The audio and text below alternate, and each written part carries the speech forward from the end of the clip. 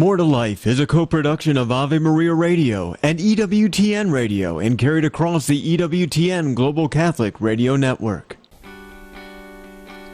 Today on More to Life, the same old song.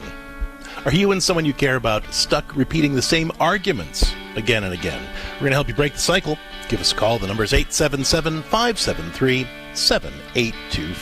All of us want a great and grace-filled marriage, family, personal life. St. John Paul's Theology of the Body gives us a blueprint for making that happen. More to Life. Happy couples find little ways to say I do every day. Faithful insights. Effective tools. Raising godly kids requires more than stopping bad behavior. That's right. It means finding ways to make our faith the source of the warmth in our homes. Practical. Theology of the Body-based answers for every part of your life. God gave us our feelings. We don't have to be afraid of them. And we just have to make sure that the first thing we do is ask Him how He wants us to deal with them. The life you were meant to live through the theology of the body. More to Life. Good morning, everyone. You're listening to More to Life on the EWTN Global Catholic Radio Network. I'm Dr. Greg Popchak. I'm Lisa Popchak. And today on More to Life, the same old song. We're talking about conflict. In particular, those arguments that you keep having over and over with that one person, or maybe many persons. The fact is we've all got certain issues that can be hard to resolve with our spouse, with our younger or adult children, with our parents or siblings. Certain things we just can't seem to see eye to eye about, and sometimes we can just sort of work around them, and other times they color the whole relationship. Either way, we want to help you address those tendencies to sing that same old argumentative song. 877-573-7825. Well, I think a lot of people may have said, same old song. Songs are nice. The arguments aren't. But I'm thinking about the earworm songs that get in our heads. Maybe it's a song from our childhood or something that somebody used on like an ad and it's stuck there and we can't get it out of our heads. And it irritates us. Maybe we're not enjoying that song very much. It irritates us, but we can't get it out of our head. And that's what these repetitive arguments can often feel like, because we never really come to a resolve. It's always floating back there. I would be happy if, fill in the blank, if my spouse handled money differently, if they agreed with me on parenting. I would be happy if my mother-in-law would stop nagging me about this thing. I would be happy if my friend and I could agree on politics. I would be happy if my siblings included me in the life of our family life and parents. It goes on and on and on. And because there's no resolve, it feels like that irritating earworm song that no matter what you do, you end up coming back to humming whether you want to or not. No, we argue do. No, we argue Oh, you're vicious.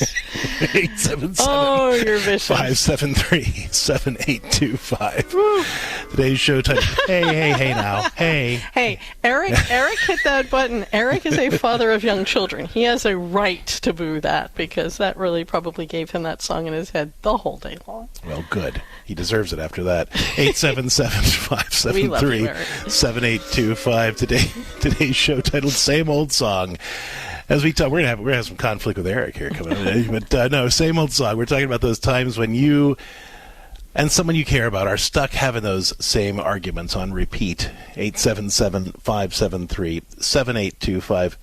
And of course, we're not just asking you to tell us about your arguments, but we're really here to help you break that cycle, get that earworm of an argument out of your head, out of your relationships, and come to authentic peace in it, where you're not giving up your values, but you're coming to a place where you can heal those relationships and still hold on to who you are and what you believe.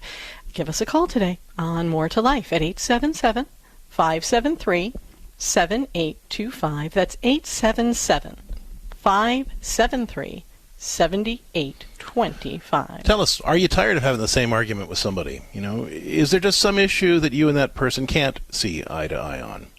Maybe you and your spouse keep arguing about a particular issue. In fact, research shows that happy couples and unhappy couples have about the same success rate in terms of solving marital disputes. But what makes happy couples better is that they approach those disputes in a different, healthier way. We can talk about how to do that.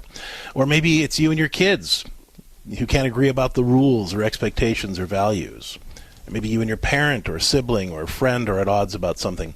It could be a singular issue that you've gotten pretty good at avoiding, even though you know it's always there. Or maybe it's begun to color your whole relationship. However those repetitive conflicts and disagreements are affecting your life, we want to help you work toward real peace. 877-573-7825. And every day on More to Life, we take a look at the topic of the day through the lens of St. John Paul's theology of the body.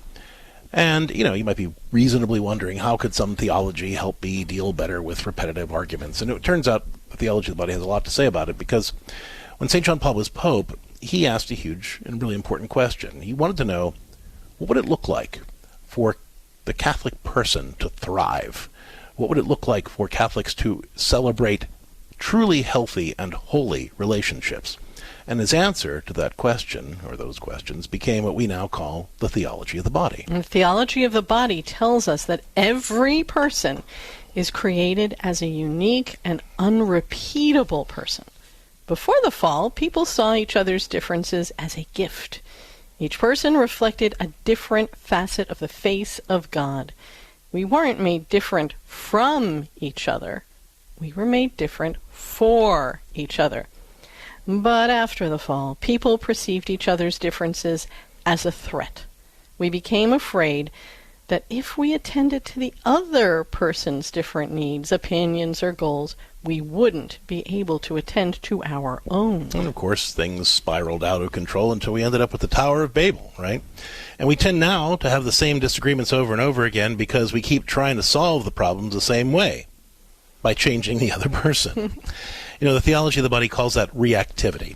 And reactivity says that the problem is out there, in them. And if they would just get in line, the argument song would finally stop. So we push harder and they push back, and same verse, same chorus every single time. The way out isn't a better argument. It's a different posture. Theology of the body calls it receptivity. Instead of asking, how do I get them to change?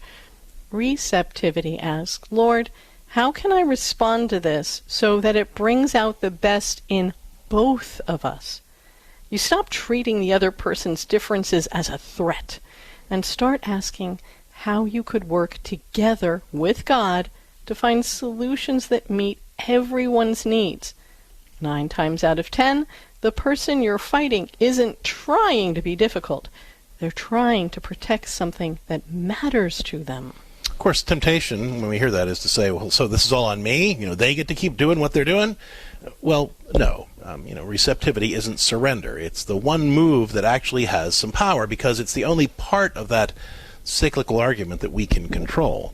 When we change our step, the whole dance has to change too. We can bring the conflict to God. We can assume the best about the other person, even when it's hard, and we can keep insisting that we need to work together to find solutions that meet everyone's needs. The same old argumentative song can become a new song about mutual respect and generosity if somebody has the courage to change the tune first. And we'd invite that to be you, since you're tuning in today on More to Life. Let us help you do it. 877-573-7825. But if this sounds difficult, if this sounds like you don't know the language of this at all, that makes sense. We're all sort of raised in this idea of everything in life is a battle, and somebody has to win the hill, and somebody has to lose. This theology of the body perspective is very different from that worldly idea, and we can help you bring it into those relationships that you want to heal today, or especially just stop having those arguments with. 877-573-7825 is the number. Again, that's 877-573-7825.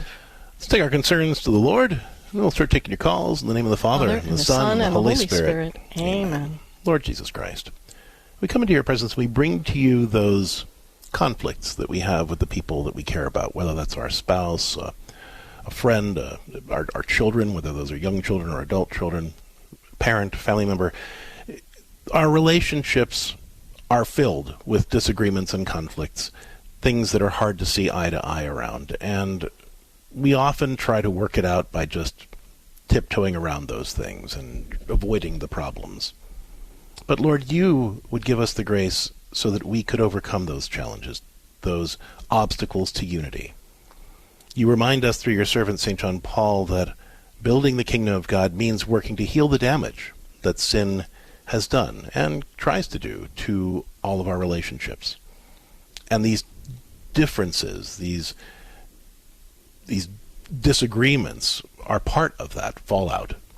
So we ask you, Lord, to give us the grace, the wisdom, the compassion, the persistence that we need to face those disagreements in a new way that allow us to build communion through communication and enable us to build your kingdom by working through those differences. We ask all this through the intercession of the Blessed Virgin Mary, and in the name of the Father, the Son, and the Holy Spirit. Amen. Pope St. John Paul the Great. Pray for us. Today on More to Life, the show is titled The Same Old Song, as we talk about conflict and those times that we especially are getting involved in repetitive disagreements or the same argument over and over again with that particular person in our life. How do we get past those disagreements and come to a place where we can be true peacemakers? 877-573-7825. Well, Dan from Pennsylvania has a question for us. He says, my brother and I are barely speaking anymore because every phone call turns into the same blow-up about how our dad's estate was handled. It's been going on for so long that I'm starting to wonder if the argument even matters anymore, or if we've both just gotten used to being angry. I'd like to have my brother back, but I don't know how to bring it up without landing right back in the same fight. Where do I even start when 3 years of the same argument have made us both dig in?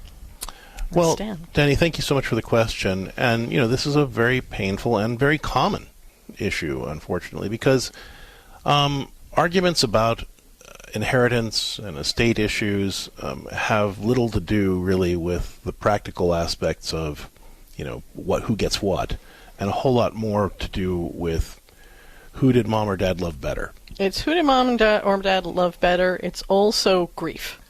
And when those two things combine, childhood memories, issues that happened throughout the entire time you were growing up, where somehow each one of you feels like you got the short end of the stick throughout life, and then all of a sudden you're seeing it in the estate situation. And just the raw grief of losing a parent. And often as adults, we feel almost silly grieving a parent because we think, well, I had them my whole childhood. I'm an adult now. I shouldn't feel this way. And all of us have a hard time dealing with grief. There's very little support for grief out there, just in the general world. You mix all that up, and it gets very, very difficult to deal with very fast. So we pick on something we think we can handle, which is the money or the estate situation or what we got out of it. Well, and the fact is, it's easier to feel angry than it is to feel grief. Absolutely. And we would rather, in many ways, feel angry than grieve, because anger at least feels like it's something we could do something about. Exactly. I can come to you and I can yell at you and I can demand my share of the whatever, and I can focus on that, but I can't get my parent back. And I don't want to think about that. So I'd rather fight with you than feel that loss. And so that tends to be a way that people deal with grief, unfortunately. And so the best thing you can do, Danny, actually there are two things. You can't make the relationship work, and I want to, for want of a better way to put it, I want to absolve you from the feeling that it's your job to make that relationship work on your own. Because we a lot of times as Christians feel like, if somebody's mad at us, it's on us to make that right. And it is on us to take the responsibility to make those steps that make reconciliation possible. But it's not on us to make that reconciliation happen on our own power, because not even God can do that. God holds the door open to heaven, but he gives us the choice to walk through it. He doesn't drag us kicking and screaming in, because then that wouldn't be love, right?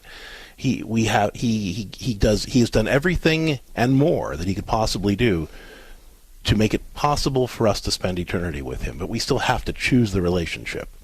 And the same thing is true with you and your brother. You can do everything that you can reasonably do to make reconciliation possible, but you can't make the relationship work on your own. So what is it that you can reasonably do? I think the step one is to really kind of pray about, are there any concessions, practical concessions, that you can make that would mean something to your brother? I'm not saying that it would be right for you to do so, or just for you to do so, or fair for you to do so. I'm just asking you to, I'm not asking you to cut your own throat. If you got something that you need or that is deeply personal or meaningful, by all means, that is your right to hold on to it. But I'm asking you to pray about, are there any concessions that you could reasonably make that would mean something to your brother? Decide that on your own first. And if so, make those concessions. The second thing, and try to be as generous as you reasonably can. Reasonably can. You don't have to give away the farm, so to speak, but to especially if it's literally the farm. Yeah. Secondly, though, I think it's important to make the implicit explicit. What I mean by that, there are two things I mean by that. First of all, at a time, say before you start arguing about this stuff, the next time you try to reach out to your brother, I'd like you to start the conversation by saying, hey, look, I know there's a lot of stuff we disagree about with the inheritance and everything around Dad and everything. And we can keep talking about that, but I want you to know that I love you, and I'd like to find some way to get past it for us to be able to have a relationship. And if you're open to that, let me know, because I'd really like that, and I miss you. So just stating that up front is important, and extending that invitation. The second thing that means is that when conversations start to devolve, into the old argument about things, you want to make the implicit explicit by saying, hey, look, I see us going down that same road again. And we can do that if you really want to. But I feel like this is really well-traveled territory, and I don't think it's going to benefit us to go down it one more time. Is it okay for us to change the subject and get back on track, or do we need to have this discussion? Make it explicit so that you guys can actually choose what you want to do with that conversation, and from that you can learn whether he's in a place where he's able to reconcile with you. At that point, you've done all the things that anybody, especially God or the church, could ask you to do to make reconciliation with your brother possible. You can't make him walk through that door. And at that point, if he doesn't accept the invitation, then you can set whatever boundaries you need to set to, allow the possibility for reconciliation, but still keep yourself emotionally safe. And when I say that, I mean you don't have to spend the rest of the day putting yourself back together after you've talked with him. So you cut back the relationship to whatever point you need to maintain that, but also leave the possibility for reconciliation open and moving forward. I want to thank you for the question, Danny, and again, there are some things you can really do that could be helpful to extending the invitation for reconciliation, but I also want you to keep in mind that it is not your job to make the relationship work entirely on your own. Pray through what that would look like. If you need more support, don't hesitate to reach out to us here on the show. We'd be happy to talk through next steps. And we are taking your calls, listeners, at 877-573-7825. Today's show titled Same Old Song, as we talk about those repetitive arguments, those disagreements that are hard to get past with your spouse, with your kids, whether those are young kids and you're arguing about rules, or older adult kids and you're arguing about the choices they've made, or how they've left the church or left behind the values you've tried to convey to them, whether that's a parent you're arguing with or a family member, or you name it.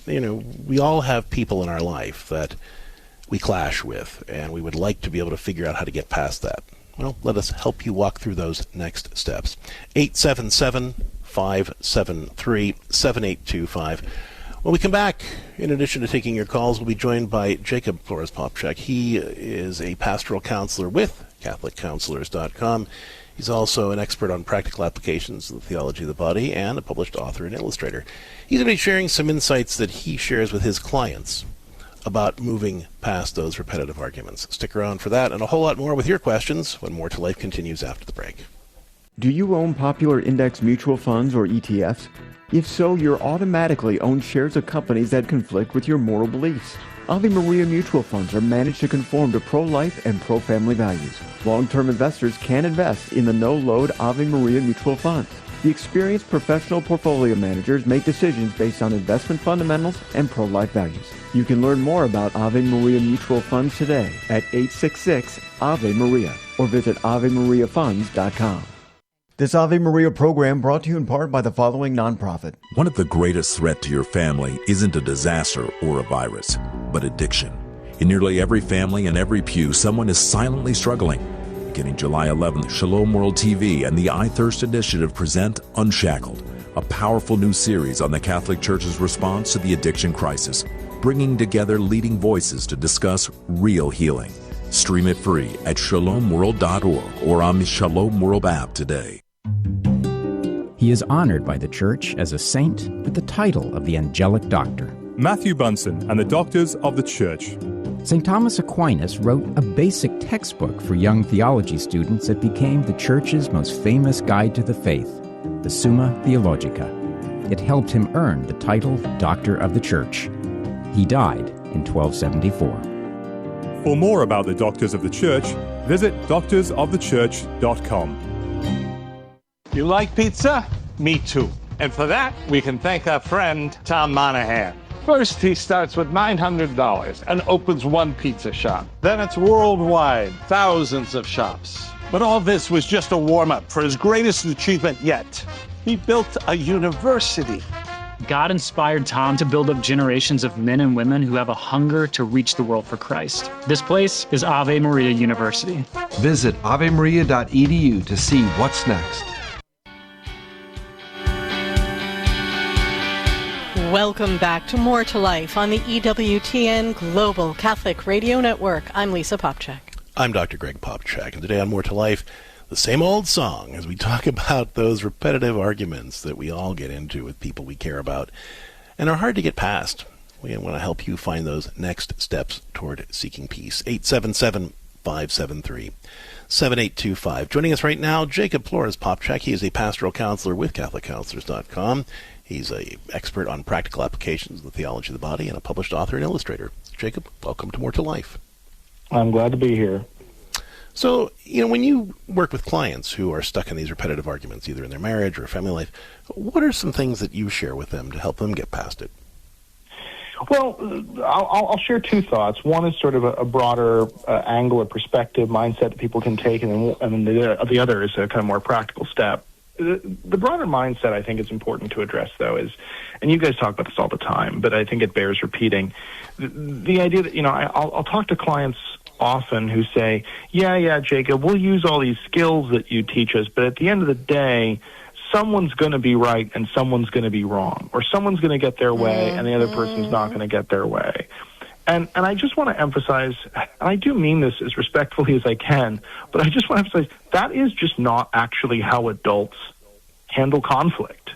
Right? I understand that there are probably adults and maybe you're an adult like this listener right now who handles conflict this way. This is actually just not how emotionally mature adults handle conflict. That's how kids handle conflict.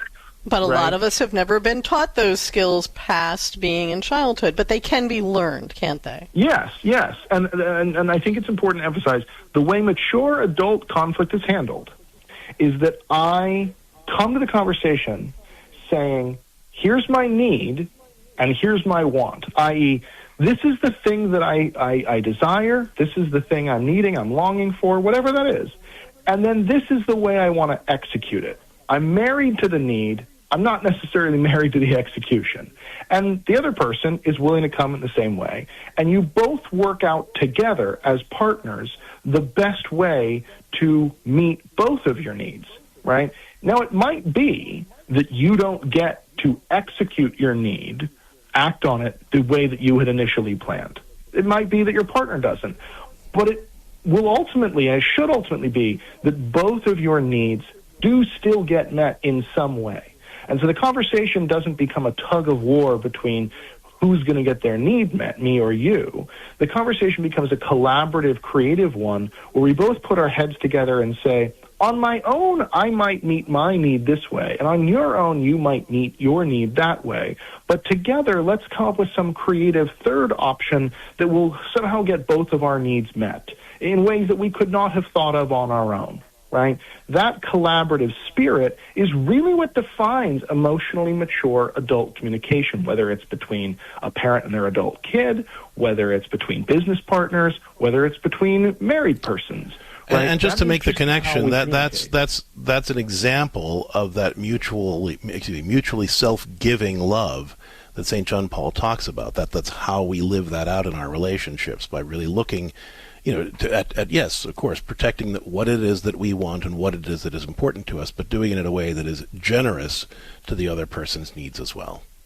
Yeah, I love that. It's a perfect summation. And I think one way that I invite listeners to practice this today, very simply, is to be able to practice a skill I jokingly call repeating the pizza order, which just means that before you offer a response, before you rush to react to what your partner has just said, in a posture of humility, say, I want to make sure I'm hearing you correctly, so let me repeat what I heard you say. What I heard you say was blank, blank, and blank, right? What that does is it slows down the spiral of the conversation from being just two people kind of reacting to each other, laying down one Uno card on top of the other person's Uno card, and instead allows you to recap what you've just heard in a way that allows them to clarify if you've somehow misunderstood it. And if they can do the same thing, if you can sort of gently but firmly require them to do the same thing, suddenly we're pumping the brakes on what could be a runaway bus, and we're instead really pausing to hear each other, allowing that creative spirit that you're referencing, JP, to it, to really flow. Yeah, and it's a classic suggestion, but it's one that we always forget. And the more we can practice it and internalize it, the more successful our conflicts tend to be. Jacob, thank you so much for being with us. It's a pleasure to talk with you. And if folks would like to learn more about your good work, I invite them to come on over to CatholicCounselors.com to check out all the resources we have. And folks, we are taking your calls right now at 877-573-7825. We're talking about repetitive conflicts and disagreements. What is the origin of marriage? The Catholic Catechism tells us God the Father instituted the marital union with our first parents, Adam and Eve. He clearly established it as a covenant between a man and a woman when he commanded them to be fruitful and multiply. Moses allowed divorce because of the hardness of his people's hearts. But when Jesus came, he restored the original order as planned by his Father. He declared that a true marriage was indissoluble. What God hath joined together, let no man put asunder. The Church attaches great importance to the fact that Jesus' first miracle occurred at a wedding, signaling that henceforth marriage will be an efficacious sign of Christ's presence. This is Peggy Stanton, and this has been the Order of Malta's Minute with the Catechism. Christ is the Answer, with Father John Riccardo. Maybe we need to ask ourselves, do we really know Jesus? Maybe another way to ask that would be, how familiar are you with the Gospels? When I was living in D.C., I was on the plane taking a late flight home, sitting next to a young girl. She was probably 16, 17.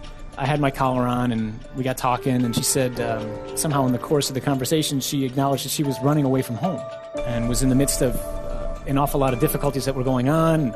Her story seemed to be remarkably akin to the story of the prodigal son, which we just heard this past Sunday at Mass, And so I started to speak a little bit about that with her. And I said, you sound a little bit like the younger son in the story of the prodigal son. And she looked at me like I was from Mars. And I said, are you not familiar with the story of the prodigal son? And she says, no, never heard it. And I just looked at her, I says, oh my goodness, are you in for a wonderful evening?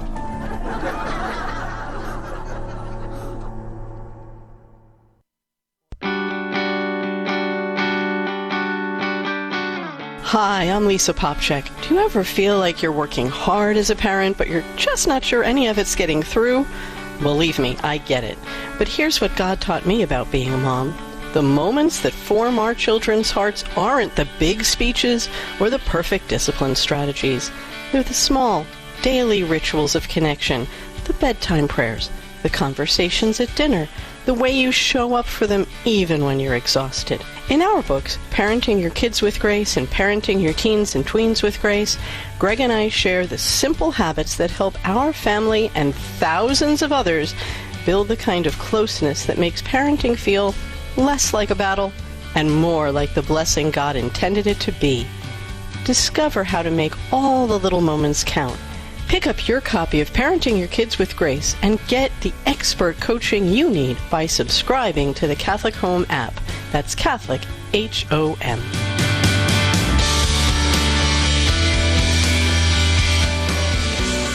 Welcome back, folks. You're listening to More to Life on the EWTN Global Catholic Radio Network. I'm Dr. Greg Popchak. I'm Lisa Popchak. And today on More to Life, the show is titled The Same Old Song. As we talk about those repetitive conflicts, disagreements, arguments that we tend to have with the people in our life that, we, in most cases, kind of are able to avoid them. We know they're there, but we just sort of tiptoe around them. And then there are other conflicts that start to color the entire relationship, either because we can't talk to that person without the issue coming up, or we don't talk to that person for fear of that issue coming up. Mm-hmm.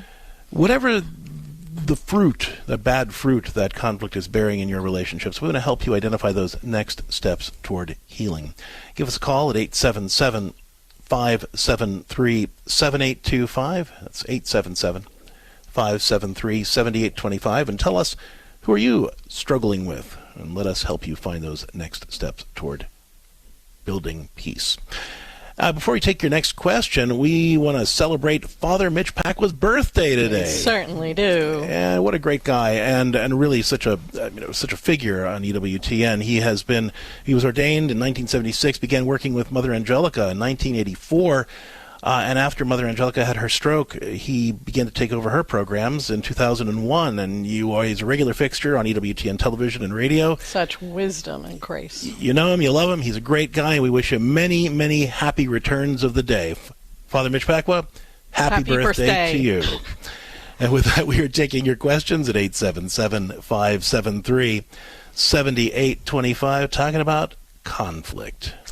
We have a question that came in from Marie, who's listening to EWTN Radio in Arizona. She said, every time my grown daughter visits, we fall into the same argument.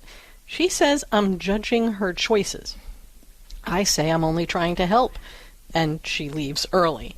I love her, and I miss her, and I don't understand how the two of us, who used to be so close, can't get through a single afternoon anymore without blowing up in the same way every time. I don't even know which one of us starts it. Is there a way to stop the cycle when I can't tell where it begins? And I'm afraid that if I push too hard, she'll just stop coming at all. And that's from Marie in Arizona. Marie, thank you so much for the question. And this, again, is a very common issue. A lot of parents of adult kids. In fact, I would say that this is almost a necessary stage of what we call individuation, where the child separates from the parent, and I think that it's there.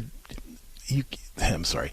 There are different degrees of success with which parents can navigate these things with adult kids, but it all comes down to doing much more listening than talking, unfortunately. Which is really, really hard, because we've spent our entire lives as parents, making sure that they learn from us, that they don't make whoppingly bad mistakes. It starts when they're little, and we don't let them run into the street because we don't want them to get hit by a car. And it goes through life as we help them figure out how to study, how to pick good friends instead of friends that we find scary for their well-being, and on and on. And then suddenly, they're adults at various stages of development and self-efficacy, but we're not supposed to be able to protect them from that metaphorical car hitting them anymore. And that can be very scary for us. It can also be a very difficult cycle to break.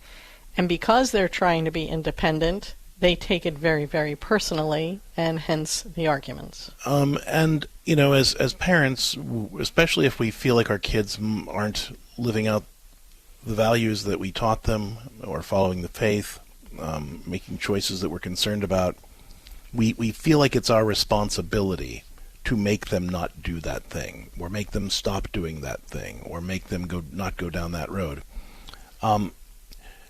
We have to trust that the lessons that we taught them are in there somewhere, and that our kids can find their way back to them if we give them some space. And that is a terrifying thought. But the more you try to force it, even unintentionally as you are, Marie, the worse things get, because our adult kids just feel criticized as opposed to supported. The most important thing you can do right now is really focus on asking questions and listening. Not have you thought about this? Not those kinds of questions. It's so hard not to do. But questions like, okay, tell me more about that, and how did you come to that? And I'd like to understand kind of what you're thinking there, and just to really help me understand what you're hoping will happen when you do that. Not what are you hoping will happen when you do that? No, but genuine. The point is curiosity as opposed to condemnation. Even curiosity over concern, that's a harder one. That's very, very hard. And that's especially true if A, they're living a lifestyle that could really harm them in some way, or B, it's about the person they care about, and then suddenly you're judging their choice of, the person they want to spend the rest of their life with, and that gets their defenses up right away. But the most important goal that you should have right now, Marie, in your conversations with your daughter, is making it safe, making your daughter feel safe to tell you anything. Even the hard stuff, okay? And you want to be praying that whole time that she's talking. And if she challenges you, like if she gets defensive, because she might still expect you to be critical in what she considers critical. And so even when you're not, she might attack you, or she might say, well, you're just probably sitting there judging. At which point you want to, look, honey, I know that in the past I've maybe come off as critical. I've never meant to. That's not been my intention. But I acknowledge that you feel that I've been critical of you, and that's not. And I'm really trying to change that. So I appreciate why you might be on edge. You might seem a little defensive, but I want you to understand that that's not my intention, and I'm really trying to change that right now. And I really just want to understand where you're coming from and get to know you better, kind of where you're at and what you're doing and why you're doing it, and really just understand things from your perspective. Now, that doesn't mean you can never say anything, but it means for right now you want to bite your tongue, because you've got an unhealthy dynamic that you need to undo. At some point where you feel her opening up to you, being less defensive around you, sticking around where you feel like she might actually be open to something, and that might be a ways off, so don't rush it. At that point, you can ask questions. And here are the kind of questions I want you to ask. Not, what's wrong with you? Or what were you thinking? But rather, so I understand, you've shared with me that you're trying to do thus and such. Do you feel like the way you're going about it is really getting you there? Or are you feeling like you're getting stuck? You're asking questions from inside her perspective about whether her approach is really helping her meet her stated goals. Not her meeting your goals, but her goals, right? And you can only do that by really backing off and listening first. And when you can ask those kinds of questions, the point isn't to change her mind. The point is to get her to think through what she's doing so she can be open then to additional feedback if what she's doing isn't working. But it's also giving you a chance to really see if what she's doing is working. And it's a process. We have to trust, as I said earlier, that the lessons we gave our adult kids are in there somewhere, and they're just trying to find their way back to them. If we can be a safe place for them to open up to, and when the opportunity presents itself, ask questions that help them think through their own choices, that allows our kids to see us as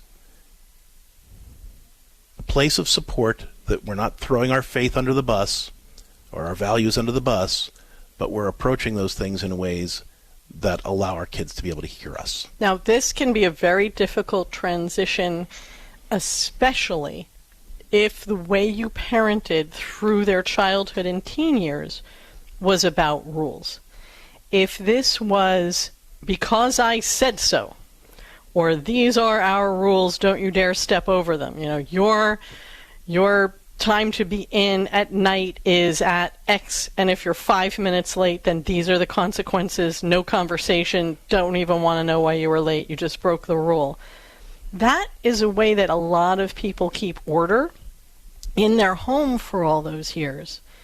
But you don't have that ability to affect anything like that when they are full-grown adults. It's one of the reasons that we often talk about, let's not just set limits without having real conversation, real discipleship of our children, because it runs out as they get older, and it ends up really causing this kind of rift in the relationship. So if you're having a hard time moving from that kind of conversation, where, you are the parent, this is the way it is, to really being reflective and curious, the way Greg's talking about, you're going to need a little bit of professional help in figuring out that new language so that you can build this relationship that you want so much with your daughter. It's not about getting back to who you were together, because that may have been working great for you, looked great, felt great, but didn't really work for her. This is about building something new and learning that new language so you can be curious and be able to reflect some of this back to her as you grow that relationship. And if that is the case, then by all means give us a call at CatholicCounselors.com. Let us help you move through this so that you can learn this and grow this relationship and disciple her well, but also have that closeness that you're longing for in her adult life. All right, thank you so much for the question, Marie. If there's more we can do to support you, as Lisa just mentioned, you can reach out to us at CatholicCounselors.com. We also talk about this in our book, How to Have Meaningful, Sometimes Difficult Conversations with Our Adult Sons and Daughters. That is also available at CatholicCounselors.com or wherever you get your books. Yeah. Again, that's How to Have Meaningful, Sometimes Difficult Conversations with Our Adult Sons and Daughters. And as we head out to our break, it's time for our scripture of the day, which comes to us today from Ephesians chapter 4, verses 31 and 32. And this is like bringing the hammer down, so let's really listen to this one. Let all bitterness, fury, anger, shouting, and reviling be removed from you, along with all malice. Be kind to one another, compassionate, forgiving one another. Well, St. Paul's laying down kind of a high bar there. He is. And I appreciate that he even puts in shouting, because we can give ourselves such a break. Oh, I'm not really bitter. Oh, I'm upset about this, but I'm not really furious or angry. But when it comes to shouting, a lot of folks get into this place, especially, parents, as we were just talking about. And he's saying, no. Let's be kind to one another, compassionate and forgiving one another. That is a huge shift from the way the people he was speaking to were behaving, and that really means all of us. Well, and, if you are struggling with somebody in your life where you are saying, that all sounds great in theory, but I'm not quite sure how to pull it off with them, let's talk it out. 877-573-7825. When More to Life continues, we'll be taking more of your calls on our show titled The Same Old Song, as we discuss those repetitive arguments and conflicts that are not quite so easy to get past. 877-573-7825. More to Life will continue after the break. When the need for senior care arises, home is where the heart is. Visiting Angels provides home care for mom or dad up to 24 hours per day, including personal care, meals, and light housework. You may select your professional caregiver with Visiting Angels. More information at visitingangels.com or at 877-374-LIVE. That's 877-374-LIVE. Visiting Angels, America's choice in senior home care. You like pizza? Me too. And for that, we can thank our friend, Tom Monahan. First, he starts with $900 and opens one pizza shop. Then it's worldwide, thousands of shops. But all this was just a warm-up for his greatest achievement yet. He built a university. God inspired Tom to build up generations of men and women who have a hunger to reach the world for Christ. This place is Ave Maria University. Visit avemaria.edu to see what's next. Life is hard and we have to struggle against so much, including the ongoing struggle against our own sinfulness. And sometimes we just want to say, no more, I'm done. But God isn't done with you. I'm Dr. Marcus Peter, and in my book, Not Finished Yet, I can show you how God has already begun a wondrous work in you, in each of us, and only needs your cooperation. Find Not Finished Yet and all of our other books on the store page at AveMariaRadio.net. That's AveMariaRadio.net. Are you struggling with a persistent emotional or relationship problem? Maybe those thoughts and feelings won't leave you alone, or your marriage has grown distant, or a wound from your past still aches. Too many of us tell us that we should be able to handle it alone, or that good Catholics shouldn't need help. That's not true. I'm Dr. Greg Popchak, founder of CatholicCounselors.com.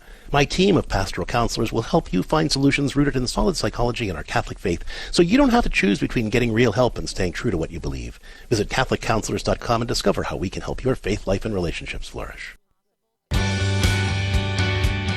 Want more tips for living an abundant life through the theology of the body? Follow us on Facebook at More to Life with Dr. Greg and Lisa, and on Instagram at Catholic Counselors.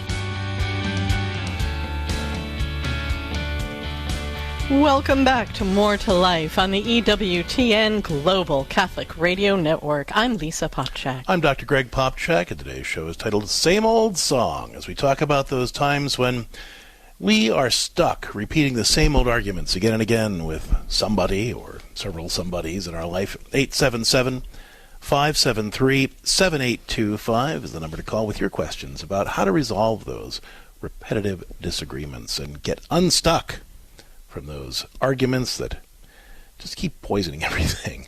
877-573-7825. Well, Teresa in Michigan is having an issue with her husband. She said, my husband and I have had the same fight about money for 11 years. He thinks I'm careless. I think he's controlling. And it always ends with one of us walking off before anything gets settled. We've tried a lot of different budgeting techniques, resources, apps, you name it. But the conflict keeps coming down to whether I should have spent as much as I did on whatever.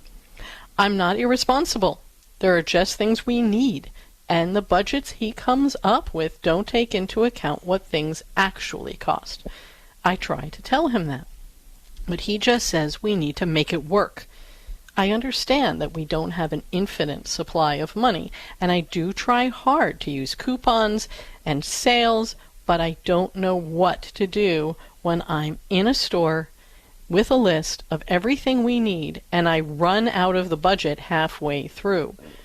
We're going to have to talk about our expenses again next weekend, and I already know exactly how it's going to go.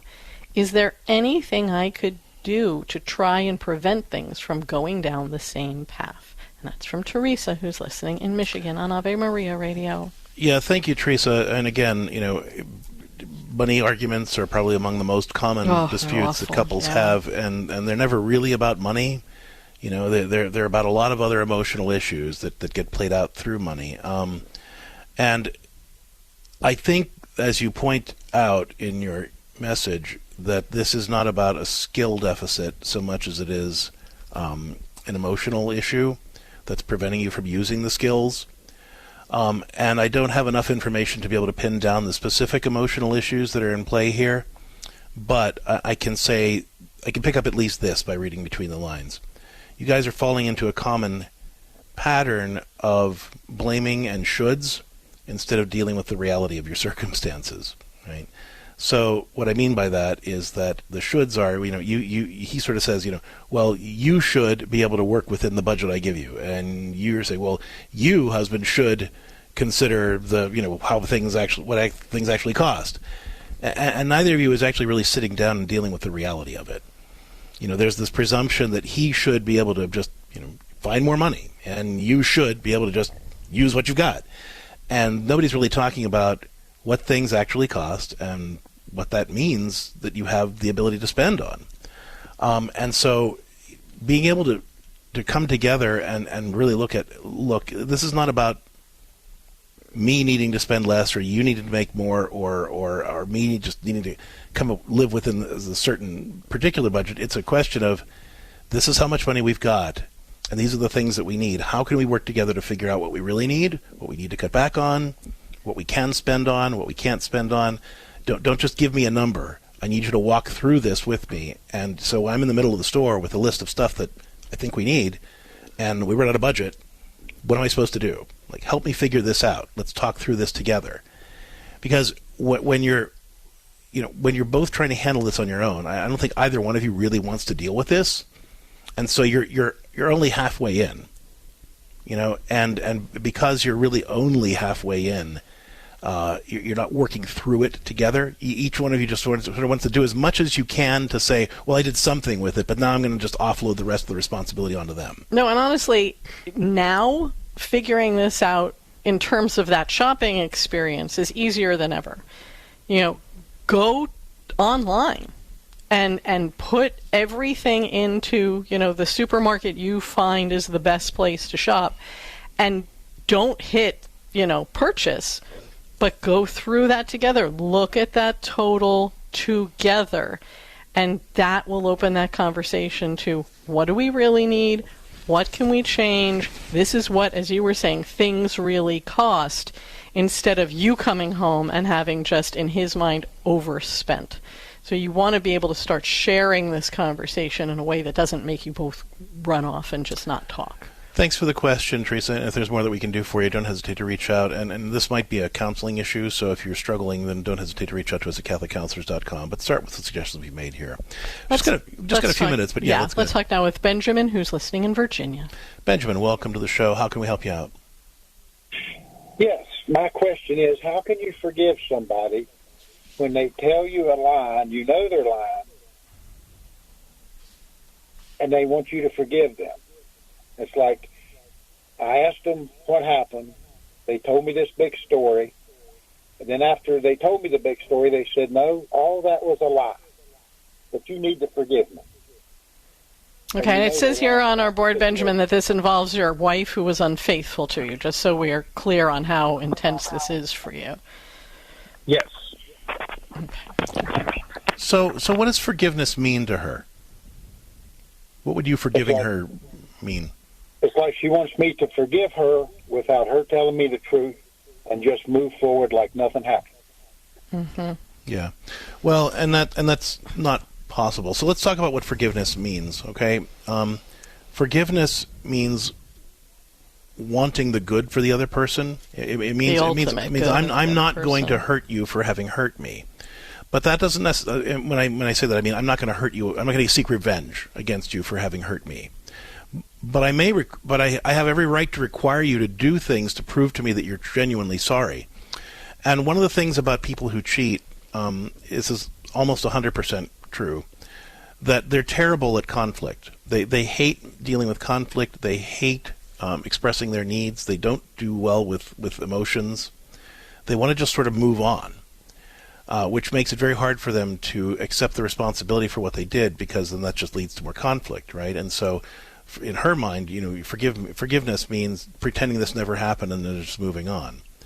But that's actually the problem, because as long as she doesn't learn how to deal directly with conflict and emotions and needs, you can't trust her. Because what happens is the person who cheats, they're a person who doesn't deal well with conflict, and so they stuff a lot of things, and then they get depressed. And then they find somebody that makes them laugh or makes them feel better about themselves, and they end up using that relationship as a way of self-medicating for an undiagnosed depression. And as long as that personality trait exists, that I'm afraid of conflict, that I don't deal well with emotions, that I don't deal well with conflict and advocating for myself, the temptation's always going to be there, because I'm going to keep stuffing, and that's going to lead to the depression that's going to make me seek out other comforts. And so you can forgive her and say, look, I appreciate that you want to make this work, but it's going to take work, and I can't just pretend that nothing happened. We're going to need to go seek some help to learn how to deal with conflict directly, and to talk to each other honestly, and feel like it's safe to be open with each other in ways that it was never safe before. And we're going to need to do that work, and that's part of my forgiving you. And she's not going to think that's forgiveness. She thinks forgiveness means letting her off scot-free. But forgiveness means I'm not going to seek revenge for what you did to me, but I am going to hold you accountable, because I want your healing. I want you to be your best self, and I can't make that. I can't let that happen. I can't help you be your best self, and I can't help us be our best selves unless we learn from this. And that's going to mean doing a lot of work that you might not want to do. So, Benjamin, forgiving her doesn't mean pretending nothing happened. Forgiving her means, yes, you're not going to take it out on her. You're not going to, lash out at her for having hurt you this way. But you are going to require her to do some real work to heal. And she's not going to want to do any of it. That's part of the problem. But holding her accountable for that isn't a lack of forgiveness. That's actually working for her good. That's what love is. Love means working for the ultimate good of another person. Sometimes even when they'd rather you not. So if there's more that we can do to support you in this healing journey, Benjamin, I hope that you and your wife can reach out to us at CatholicCounselors.com to learn more about faithful ways to reconcile after infidelity. But either way, I'd like you to download the podcast and play our response for your wife and really talk through together what your reactions are to what we're saying and how you're going to move forward based on the advice that we've given you here. Let this conversation be a springboard for further discussion. More to Life is a co-production of CatholicCounselors.com, Ave Maria Radio, and EWTN Radio, and is carried across the EWTN Global Catholic Radio Network. Don't ever miss another episode of More to Life. Subscribe to the podcast at AveMariaRadio.net.